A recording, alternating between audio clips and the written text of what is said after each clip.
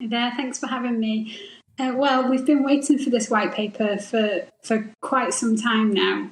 And over that time, we've seen regional inequalities getting worse.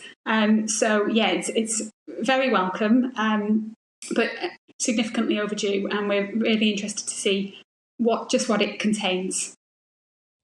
The early signs are, Erica, that quite a lot of the policy proposals will be financed with money that's already been announced, some of it in last autumn's budget. Is that a problem?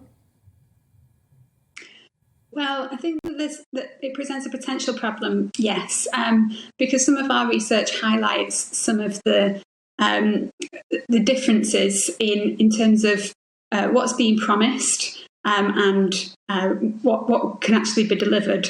And there's a huge difference between the rhetoric around levelling up and what the reality is. So, for example, with the Levelling Up Fund that the government have announced, that represents an investment of just £32 per person in the north. This is a centrally controlled competitive fund.